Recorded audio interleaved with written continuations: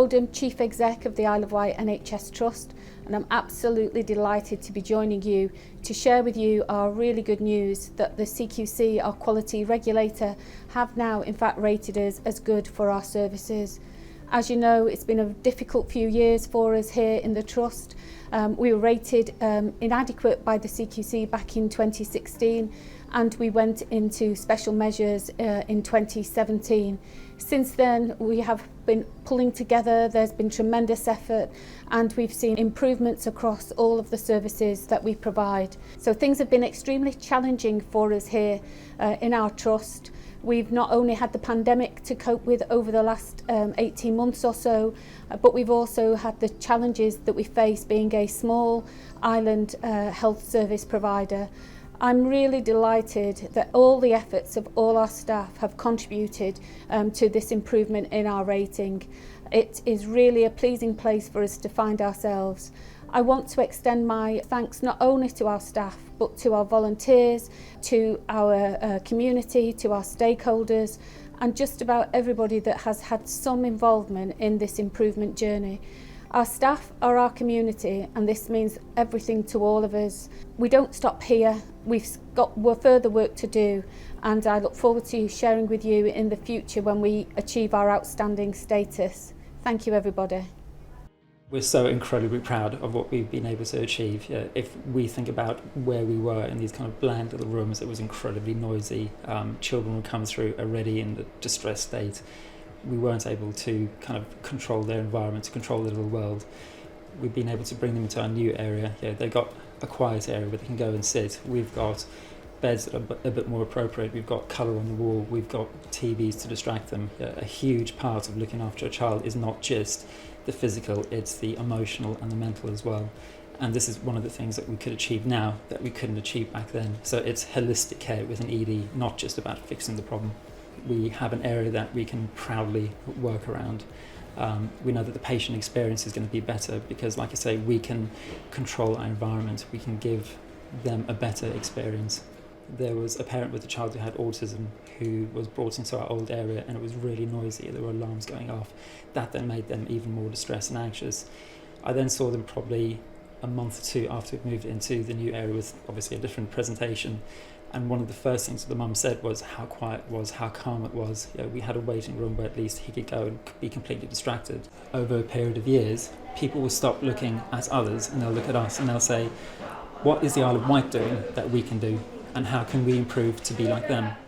I'm really proud of what technology-enabled care my team have achieved over the last couple of years, especially how we are able to support people in the community and the quality of care we give to them. Patients can have remote consultation, which saves them from leaving their own home. They learn to spot deterioration early and ask for help sooner, which then leads on to they're not attending A&E and being admitted because we've been able to pick up a deterioration early. One of the improvements that we've made within the community practitioner team is carrying just-in-case medications for end-of-life care patients that we can deliver in their home. Occasionally patients used to end up having to be admitted to hospital for these medications via ambulance, which was against their wishes. So now we have rapid access to these medications. It allows patients to stay in their own home with dignity and be surrounded by their loved ones. And it means that they can get the symptom relief rapidly and quickly in the right place at the right time. What's been really exciting is collaboratively working with other partners in the Trust, so the pharmacy, urgent treatment centre, GPs and the hospice, to make these changes happen quickly and safely. Another way of how we are supporting end-of-life care patients is by being able to complete DNA CPR forms if that's the patient's wishes. And actually one example, I went to a lady who was kind of imminently dying and she expressed her wishes of not wanting to go to hospital. We were able to implement these DNA CPR forms and she remained at home with her family. We've seen a positive impact from the care that we provided, and actually we're now expanding our team, and we've recently recruited 3 more community practitioners to provide the responsive care that's required out of hours. Before the introduction of drug trolleys into our medication rounds, us nurses spend around 10 to 15 minutes preparing our medication basket. We go to the patients, we come back to the treatment room, and I do believe that's time wasted away. But now, I think this is a great innovation from the Trust. It is more secure because of the key code lock. It gives us that security as we go around the wards giving medicines. It is more efficient, and at the same time, it gives the nurses more time to spend with the patients. Because of the drug trolleys, we are now able to chart what we are prescribing right away, and our drug rounds are much faster now. Everything is accessible because we now have one drug trolley per bay, especially in a busy and immersive environment like Aptley Ward. The patient safety briefing was introduced to precede the standard nursing handover. We recognised that across many areas, the style of handover was very different. It was fairly unstructured, it lacked consistency, and it really didn't highlight major safety concerns. The safety briefing enables us to align everyone's mental model and to give a consistent, structured, prioritised briefing where we all understand the main safety concerns. So we initially started the safety briefing in the emergency department. So that was trialled very successfully and adopted immediately with very little modification, because I think the value by all staff, medical, nursing, AHPs and support staff, was seen immediately. The plan is now to roll it out across the rest of the organisation, and that's happening right now. The digitalisation project has had a massive positive impact on the department for patient safety, also for the staff and their time management. So key aspects are that they've been able to look at real-time data so that it real-time stamps dates and accountability for who's done each action, and instead of writing about stuff which happened retrospectively, we're able to put it real time. And also from a tracking point of view, for other people looking in the department, and especially the nurses in charge, they're able to see what's happening with the patient rather than spending time going to look at handwritten records, trying to locate handwritten records, maybe misfiling or misscanning of records. Then we can go back and audit these aspects, which obviously gives outcomes to improve patient care. We have moved from a culture where incidents were looked at with a view to apportioning blame or finding out whose fault it was, to where we can actually learn from incidents, and this is reflected in how many incidents we're reporting on a weekly basis.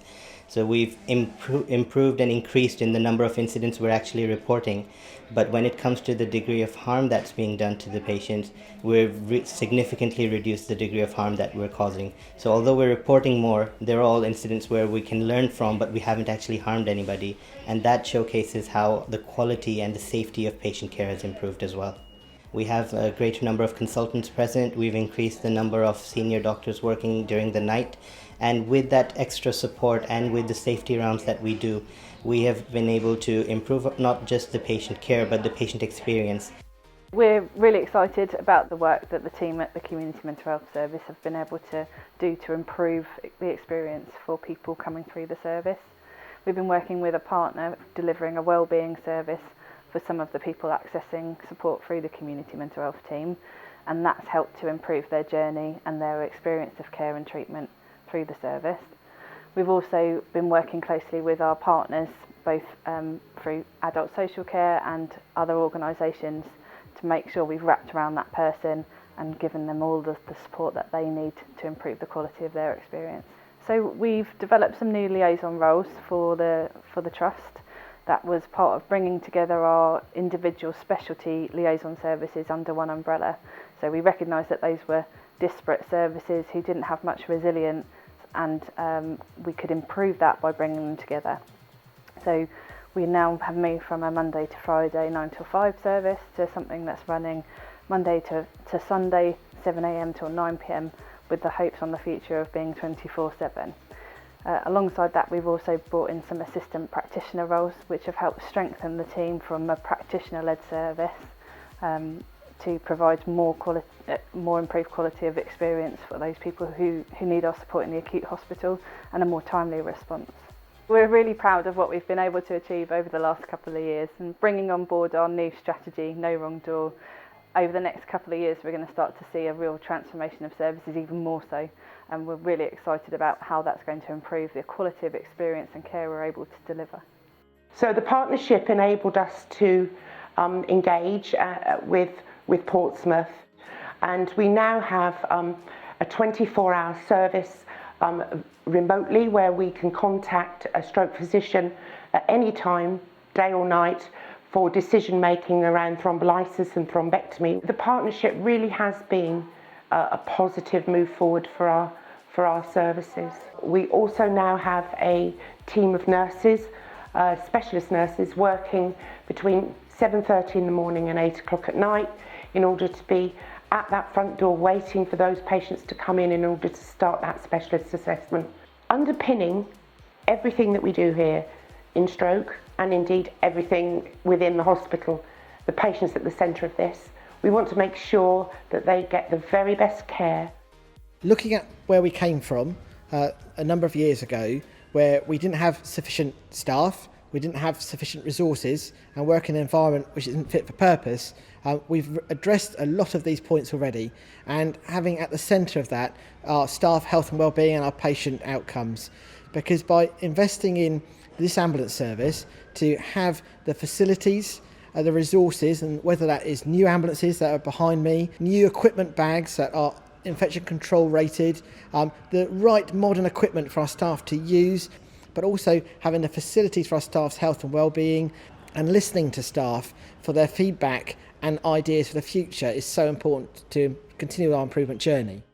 I can't say how proud we all are to be working with the NHS and the ambulance crews. We only have a 10-minute crossing to Southsea, and that would enable us to take paramedics with the patient to the mainland, delivering the patient within the 10 minutes and returning the paramedic crew for their next job back on the island within 30 minutes. The risk assessment and care plan was brought about through all the issues that we'd raised. We'd looked at all the bits of paper that we were losing, that were getting muddled up, that were causing inconsistencies in care, and decided that actually it all needed to be put into one secure place. The benefits for the staff are that it is easy to use, simple to follow, and the benefit from the patient is that we have streamlined care. It follows them through their journey up to our wards and beyond, wherever they go to in the hospital. We can monitor everything from the time they're admitted, any changes, which means that we can pick those changes up really quickly and really easily and follow up with the appropriate care. I am so proud to be part of this team and to have seen firsthand the many improvements that have been made for our patients. The organisation is made up of so many wonderful people, and I have been struck by the compassion, the courage and the commitment shown by our teams. They have never lost sight of what matters to our community. When we work together with a shared purpose, we can achieve absolutely anything. From the hundreds of Care Quality Commission must do and should do actions from the regulator, and acting on the feedback we have received from our community, we set about the wholesale transformation of our services. And when we were inspected in 2019, we saw that we were making progress when our rating was changed to requires improvement from inadequate. But that wasn't enough for us or for our community. Since 2019, we've gone further and faster. Our improvement journey isn't about inspections and ratings, but it is about doing everything we can to deliver high quality, compassionate care.